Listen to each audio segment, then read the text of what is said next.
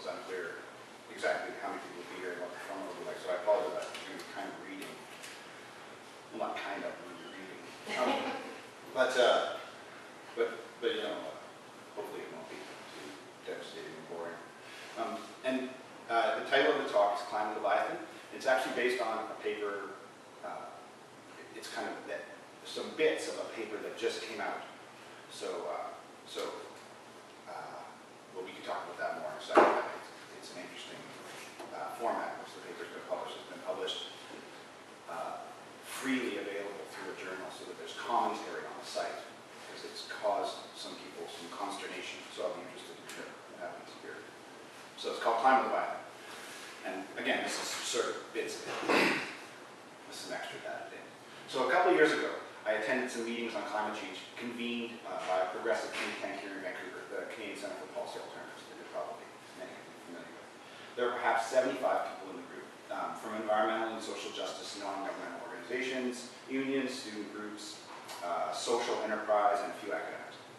The point of the meeting was to discuss what a climate justice agenda would look like for British Columbia. Climate justice being the idea that the adaptation and mitigation efforts in the face of climate change might be undertaken with some sort of social justice constraints. In other words, that structural change might involve as much as possible a just transition to a green economy. Those words are scare quoted. Or ideally, that adaptation and mitigation would provide an opportunity to really restructure radically in a more egalitarian way. There was a lot of talk at the meeting, and those that followed, which are still ongoing, the project is still ongoing, of the absolute necessity of democratic participation in the formulation and implementation of climate justice, and in the mode of governance through which its implementation would take place. Words like grassroots, participatory, popular, and such were fundamental to the conversation. These terms, if not exactly the institutional means by which they would be realized, were unproblematic for most people in the room. Indeed, it seemed like for many of these people, these words were kind of like worry beads they rubbed to make themselves feel better. The meeting was opened, however, by some pretty heavy-hitting climate scientists who outlined the likely effects of global warming at the provincial scale, in the short, medium, and long term, these scenarios. Even the mildest of these projections was extraordinarily daunting. At the end of the day, after much discussion of the ways in which we might confront these changes, I tried to suggest in a plenary meeting that if these futures were indeed to come to pass on the timeline suggested, the scale and form of response necessary made it difficult to understand exactly how democratic the response could be, since it was unclear to me how conventional participatory mechanisms would be all that helpful or appropriate to the problem. Not that I'm against democracy, whatever that means, but it seemed unlikely to me, and still seems unlikely to me, that the deliberative model, the liberal deliberative model, that dominates progressive prescriptions was something that it seemed unlikely to me that it could play much of a role, given the scale and rate of emissions reductions climate science tells us are necessary. In contrast, I suggested that climate change will inevitably elicit a massive political response, and we were either going to get a liberal capitalist climate Leviathan, in other words, a top-down assertion of a new carbon regime by the state, elites, and capital, or we were headed for what one might call a climate Lenin. This is what I said. A mass-based, if by no means unproblematic, response. Neither option, I said, would be democratic in any meaningful sense, but between the two, it seemed to me that Lenin was infinitely preferable. This was by no means a brilliant conception, but it sure pissed people off. In fact, I raised it at several later meetings in addition, and it was always studiously ignored after that. So much so that I must have seemed like one of those grumpy dudes who comes to every public meeting and demands to talk about the same thing over and over again. And since I'm a little bit freaked out of actually becoming that person, I stopped doing it. I no longer think my Leviathan-Lenin options exhaust likely developments global warming will induce. It sort of seems kind of embarrassingly narrow-minded to me now. And at later sessions, I simply tried to say that climate change was most likely going to upend capitalism, whether we liked it or not, and it was certainly much better if we did the upending first as opposed to waiting for the climate to do it and then having to clean up the mess afterwards, if that was even possible. So I'm no longer closely involved in this particular climate justice project, not for the reasons that you might imagine. And I have since then thought a great deal about this and the meaning of this kind of thing for the so-called twin crises of the economy and environment. And for political strategy, for change, political economic thought, etc. And these reflections have always led me to the question of their relation to violence, which is not only intimately entwined with democracy in many ways historically, but seems to me almost certainly looming on the horizon, and I know I'm not the only person who feels this way. To lay my cards on the table at the outset, I must say that I have a hard time imagining a non-violent democratic response to the long-term implications of climate change and capitalism's current trajectory, the two being, of course, entirely bound up in each other. I am willing to accept the logical proposition that a non-democratic response need not be violent, but it seems very likely to be. This assessment, which is, again, I would argue, not just my own, seems to justify the widely shared progressive assumption that something like climate Leviathan is the only possible answer. And this is why we see such massive mobilization, I would argue, around something like Copenhagen, which we all know is never going to answer the problem, but it's a desperate thing that we all cling to. These kinds of paralyzing conclusions, i.e. a justifiable, in my mind, skepticism regarding the capacity of representative democracy, however radical, to lead us out of the woods, and a fear of the seemingly inevitable violence that will follow. These kinds of conclusions are, I would argue, one of the defining conditions of what it means for what modernity means today.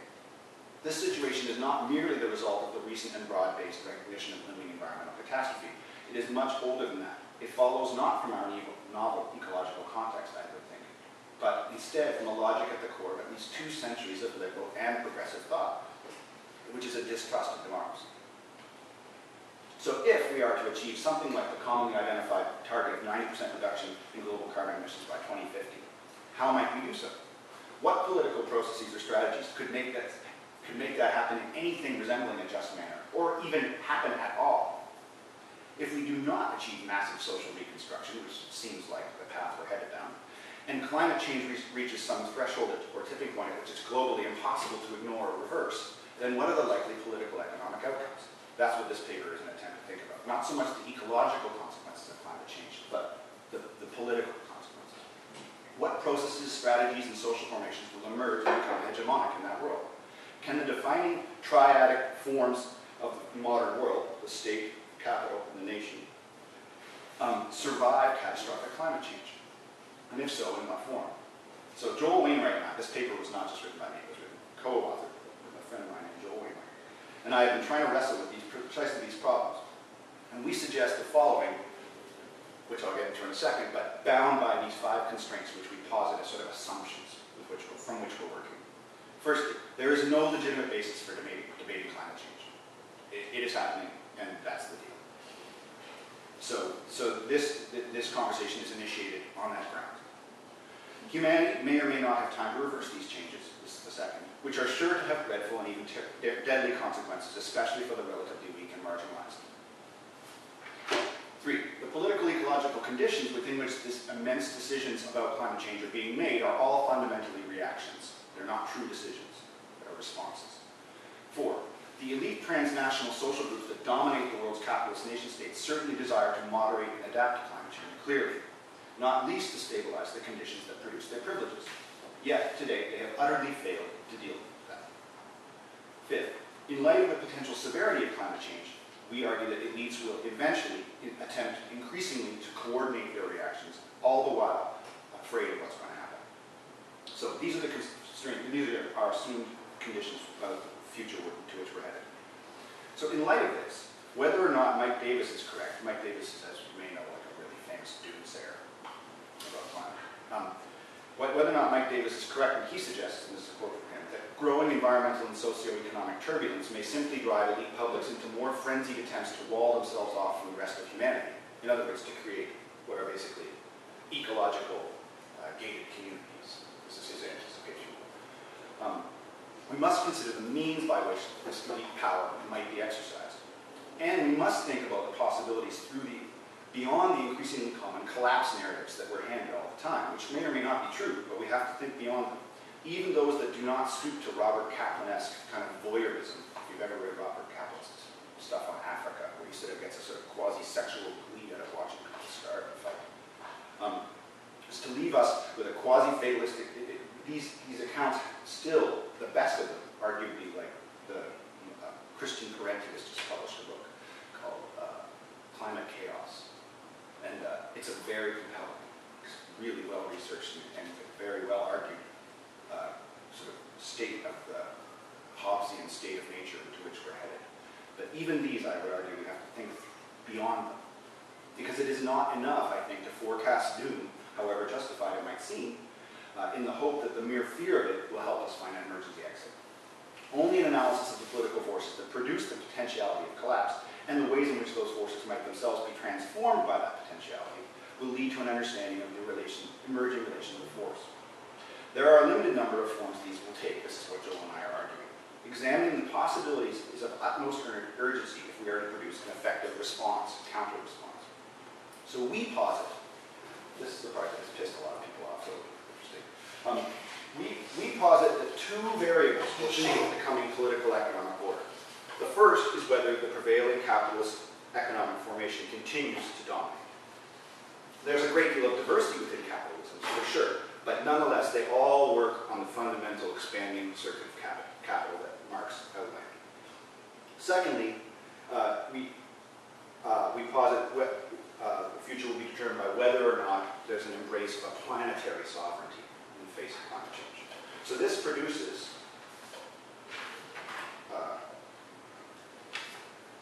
well, I'll put it up in a second. The question here is whether sovereignty will be reconstituted for the purposes of planetary management, a sort of Copenhagen on steroids.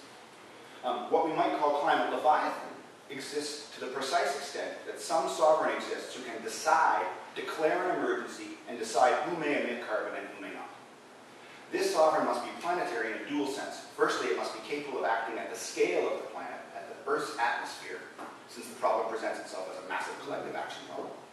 But also because it must act in the name of planetary management for the sake of life on Earth in its aggregate. This is a task of biblical proportions. This pair of dichotomies, planetary sovereign or not, capitalist or not, produces four potential global political responses to climate change, each of which is distinguished by the hegemony of a particular bloc, a mode of appropriation or distribution through which that hegemony is exercised. A capitalist climate Leviathan, an anti-capitalist state-centered climate Mao, we're calling it, a reactionary capitalist climate behemoth, I'm going to write this up in a sec, and an anti-sovereign, anti-capitalist, what we're calling climate X. And the reason we call it X is because we don't know what it contains. So we basically do this 4 squared thing. So this is planetary sovereign, and this is planetary sovereign. This is capitalist, and this is non-capitalist. So this is Mao, X, this is behemoth, and this is Leviathan.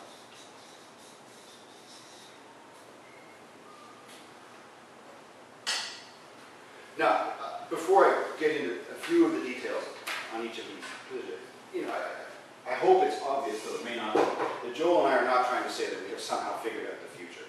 But what we're trying to argue is that these are tools through which we might be able to anticipate coming political economic change. We may be totally wrong, but we need to anticipate it. It's clear that we can't just wait for it to happen. So we need to figure out where things are headed as much as possible and then build political responses on that basis.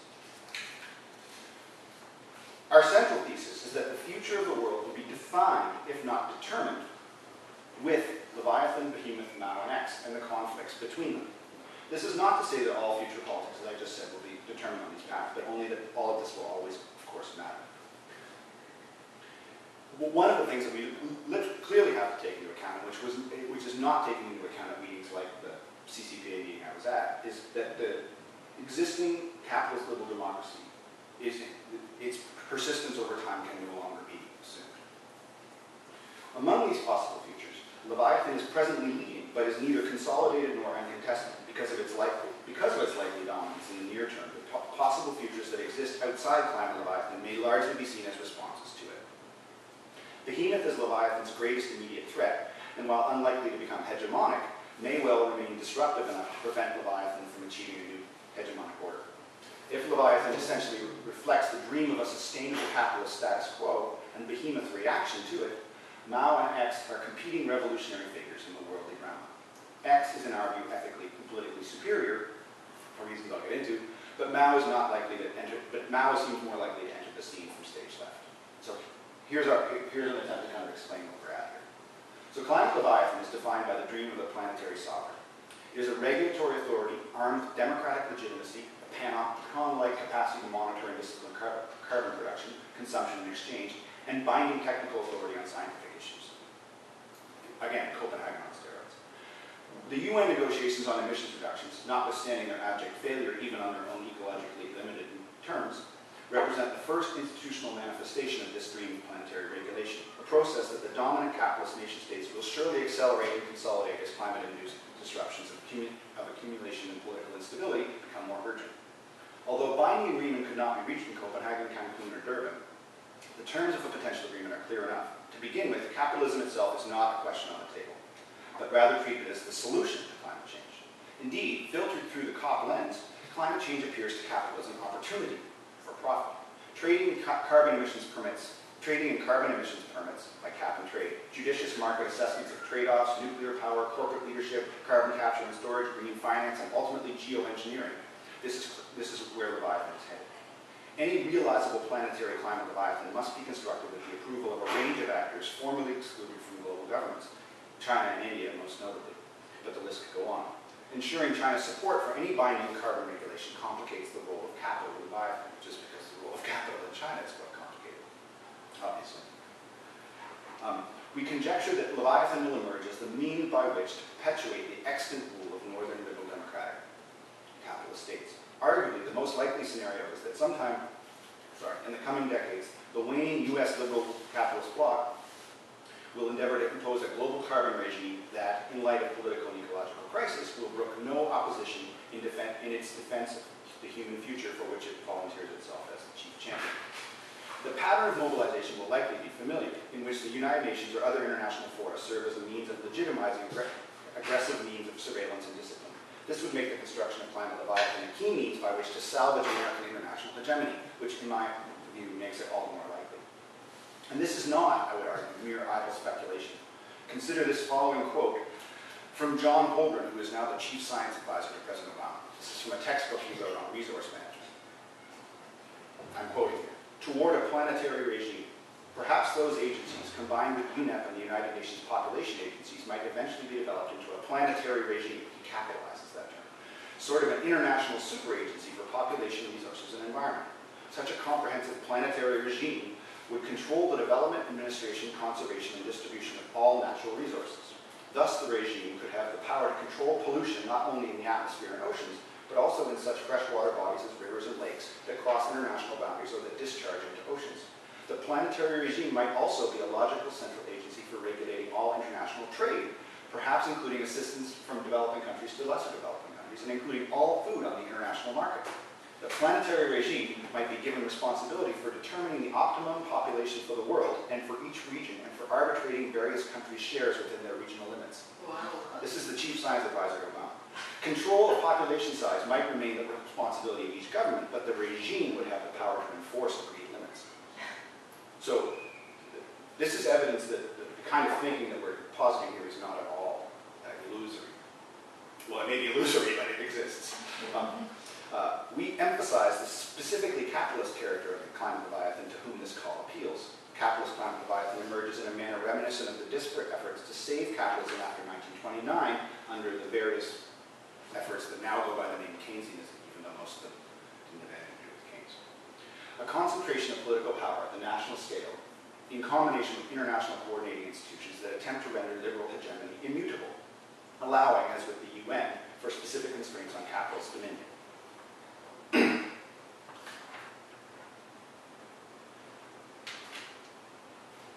Now, I'm concerned about time and how, so not just dominating, but there are many challenges to this effort, clearly, not the least of which is that I think it's fair to say that capitalism is proving itself to be, via its constant expansion, running up against its planetary limits. In geography, when we talk about facing spatial limits, we also posit the need for what David Harvey calls a spatial fix. A spatial fix for running up against your planetary limits has yet to be discovered, but it's we cannot write off the possibility. At any rate, the other challenge facing climate Leviathan is that any kind of internationally binding agreement is extremely hindered by the levels of inequality, both within nation states and across nation states. Because the idea of an international or global agreement is dependent entirely upon some sort of equal status that is considerably challenged, as we've seen at most international meetings, by the unevenness across the global political economy. So that's climate Leviathan. Climate Mao is marked by the emergence of a non-capitalist, Leviathanic domestic authority along Maoist lines. If capitalist climate Leviathan stands ready to confront carbon governance within an evolving Euro-American liberal hegemony, climate Mao asserts the necessity of a planetary sovereign, but wields this power against capitalism, or against liberal capitalism. Relative to the institutional means currently available to capitalist liberal democracy, this trajectory has some distinct advantages, it must be admitted. And I know a person right now who actively is saying we desperately need climate now. This trajectory has some distinct advantages, particularly in terms of the capacity to coordinate massive political economic reconfigurations quickly and comprehensively. To recall the question with which I began, how can we possibly meet the necessary emissions reductions targets? It is this feature of climate now that recommends it most. As climate justice movements all over the planet struggle to have their voices heard, most in the global north are premised on an unspoken faith in a lopsided, elite-based liberal proceduralism that is attempting to coordinate changes on a scale and scope unimaginable previously. If climate science is even half right in its forecasts, the liberal model of democracy is at best too slow and at worst a devastating distraction, arguably. Climate now reflects the demand for revolutionary state-led transformation today and calls for variations on just such a regime abound right now, from Mike Davis to Giovanni Arrighi to this guy Patrick Bigger I'm talking about. Even today, when the Chinese state invokes its full regulatory authority, it can achieve political feats unimaginable in liberal democracy. Perhaps the most notable instance of state-coordinated climate authority is the manner in which Beijing's air quality was re-engineered for the 2008 Olympics. As flowers were potted all over the city, traffic barred, trees planted in the desert, and factories and power plants closed to successfully create blue skies for the games.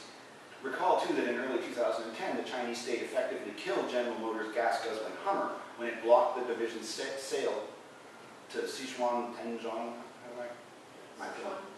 It's a heavy industry company, Sichuan Tenzhong Heavy Industrial Machinery Corporation, Chinese state-led corporation. I'm worried about my pronunciation. It's smart. Sorry. Janet speaks Chinese, so anyway, they blocked, they killed, the Hummer disappeared from the planet because the Chinese blocked the purchase of the Hummer by a Chinese corporation because of its emissions levels.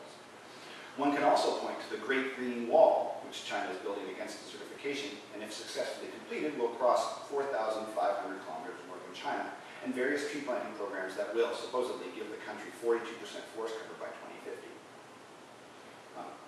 And since vowing in the summer of 2010 to apply an iron hand to the task, that's a quote, to the task of reducing emissions, the Communist Party closed over 2,000 steel mills and other carbon-emitting factories by March 2011.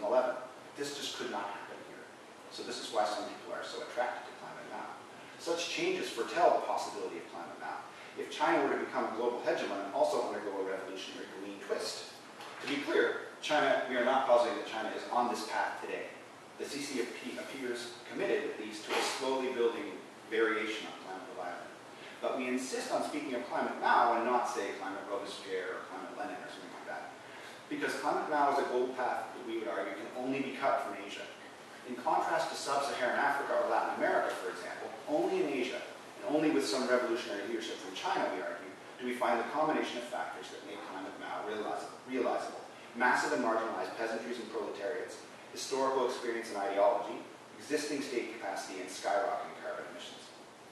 Climate now is not impossible in Asia because of the confrontation between millions of increasingly climate-stressed poor people and the political structures that abet these very stresses, not to mention the living legacies of Maoism. And so, this was my second slide. I had two slides. This one I'm not even going to try to draw, but I'll hand it around. So, this is a map that shows On the top, CO2 emissions per person from energy and cement in 2010. And the darker the color, the higher the emissions. And then this is the same map, but distorted to show the number of people who have experienced climate-induced extreme events, floods, etc., in the last 10 years. So in other words, where the most people are who are experiencing the direct outcome of stochastic environmental events. It's from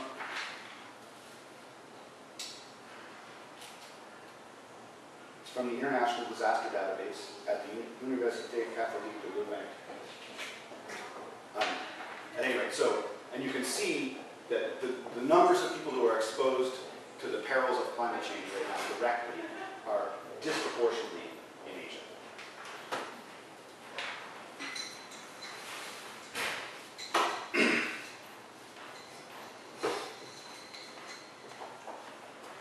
So we're not trying to suggest that climate now will emerge by an ecological awakening on the part of Indian or Chinese peasants.